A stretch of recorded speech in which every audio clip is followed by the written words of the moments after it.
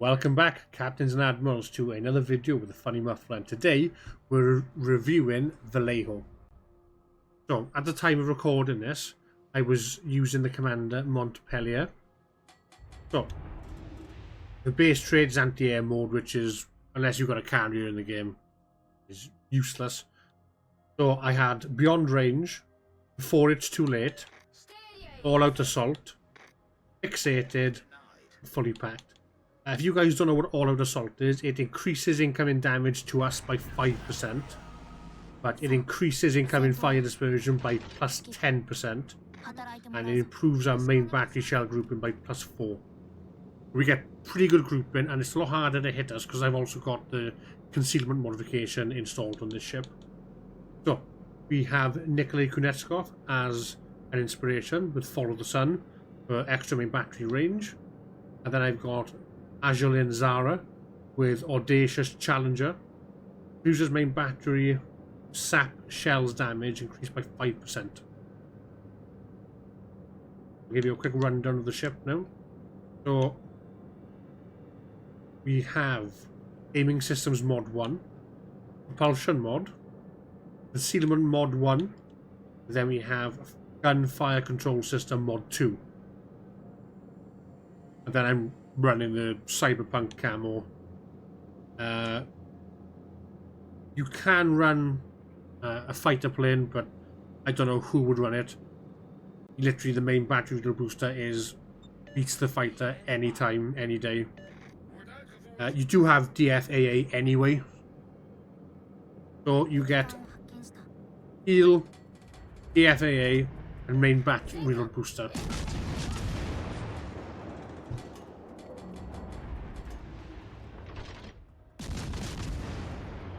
Also, with fully packed, we get an extra charge of each. Hope this could be bad for us. Ooh, we took very little damage, actually. I have found this ship, if they have like sure shot or good ballistic trajectory, they usually just pass through you. But at longer ranges, like, you know, over 10 kilometers, you can get Citadel, which took a Citadel from that battleship.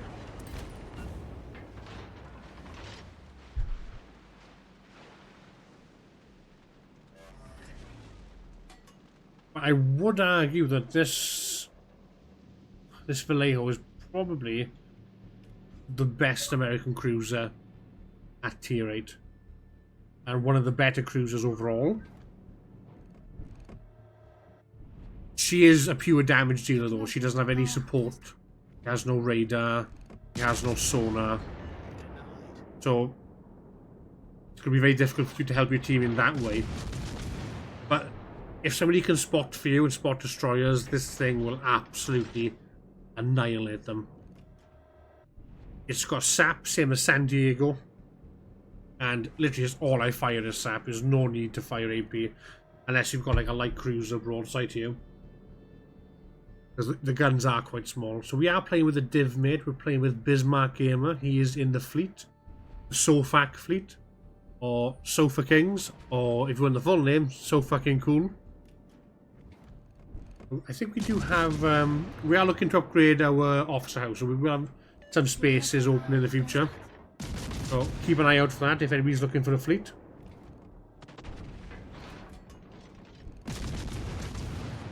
But since recording this, I have changed my commander. I've changed from Multiplier to Victor F. Einstein.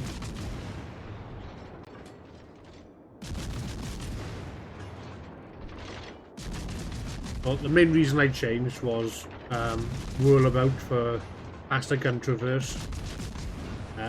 Multiplier had Beyond Range, but I switched because I wanted full speed ahead, and I wanted Sponge, just to make me a little bit more tanky. Then I'm now running Fixated and Refill Station. And I'll be running the same inspirations, Kunetskov and Azulin Zara. That's my newest take on it, because I was trying to use the dispersion, but I'm going to test out a bit more of a maneuverability build. see how that goes for us. When we're lucky, the ship is fairly maneuverable anyway. But Bismarck Gamer does sacrifice himself there. And I will be honest, I think that was a really good call. Because tier 8 ship, they got a legendary, and the Curvis had more health left in him anyway.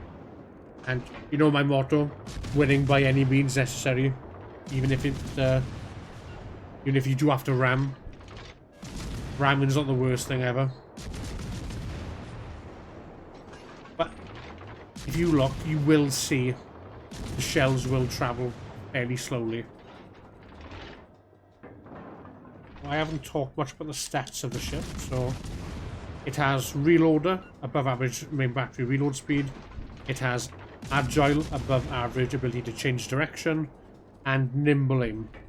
So, you know, faster aiming for the turrets. So the fore and aft end of the ship is 25mm. The upper belt armor is 25mm. It says auxiliary room armor. Let's have a look at... And the citadel armor belt is 102. So it is quite thin, but if you do angle, you will ricochet some shots. But you are versed in tier 8 and legendaries, and you've got things like Musashis, Yamatos, Ohios.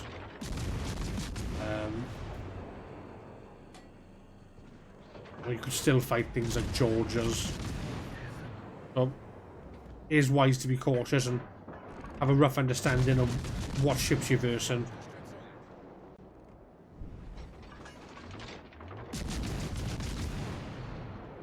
But yeah, she's armed with 5 dual 152mm guns. The AA defense is quite spectacular. So it's 94 of 100. So you can really ward off carriers, especially with the DFAA running. So I suppose you can run support and cover your allies, if especially if you're in a division in a carrier game. Reasonable speed, 34 knots. Rudder shift time is 8.3. Not extremely fast, but still quite quick. Turning circle is 740 meters. And the detectability is 10.8, as you can see at the top left there. Maximum hit points is 44,000, as you can see at the bottom left. Torpedo damage reduction is so it only has 4% damage reduction to torpedoes, so you're extremely vulnerable to torpedoes. And I'm looking at you, Shimakaze. You know, 2 Shimakaze torps and you're gone.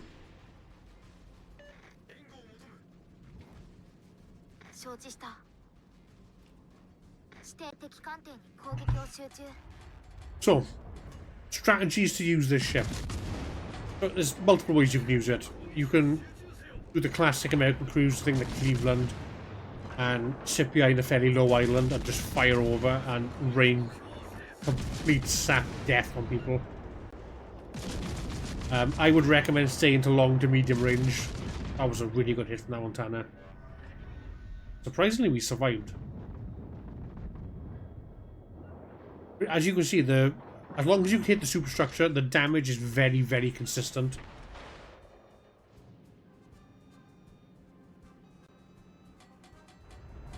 But this is my favourite cruiser at tier 8 at the moment. You know, I haven't tried Seattle yet, and I haven't unlocked Buffalo, so... But comparing it to Tulsa, you know, Vallejo is easily my favourite American cruiser. And the thing at tier 8 is there's not really much that has this type of gameplay to it. Like, you've got the Ibuki and the Ibuki B. I'm trying to think of something that would be quite similar to this.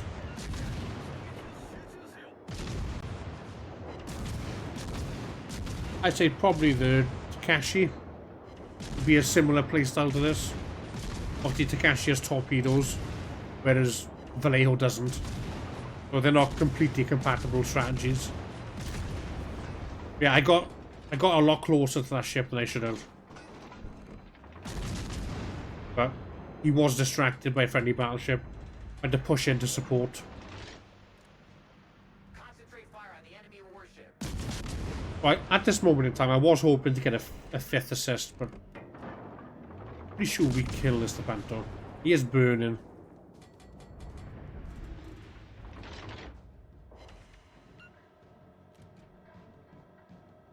That shot's going to kill him if nobody hits him. Yep, there he goes. Our first kill of the match. 238 hits as well.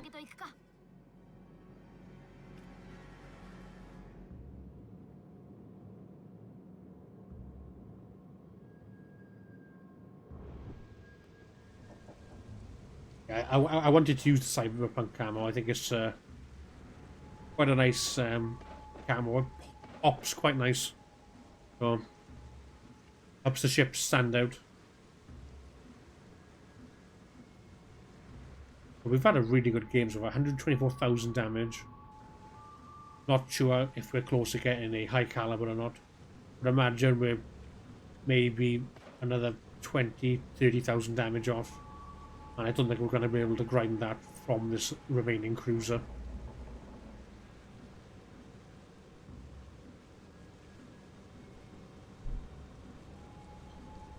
A bit of a promotional plug for myself. I do stream on Twitch as well and YouTube. Whoever want to catch me on there. I also stream to TikTok and I do upload some shorts. I haven't done a few shorts in a while, but there are mostly just memes and videos of me either exploding or exploding somebody else.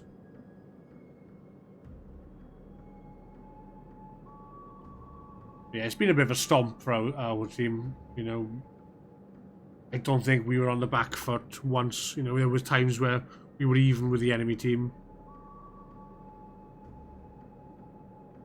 But I think everyone else has played reasonably well.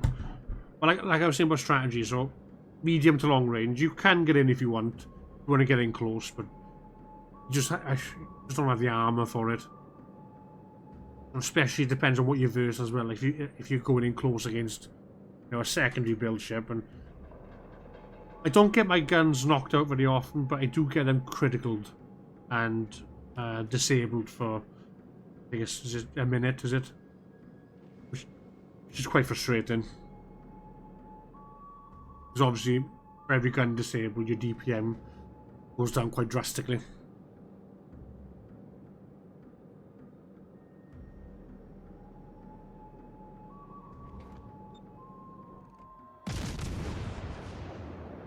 So the Sejong has got quite thin armour, so we'll see how our sap shells do against it. He is smoking. Yamato got a good hit on him.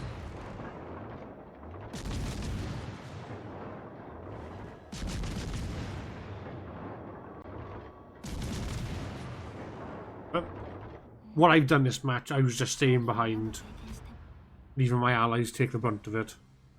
Because like I said, you really can't. And the thing is, because you've got no sonar or radar as well, it's quite frustrating.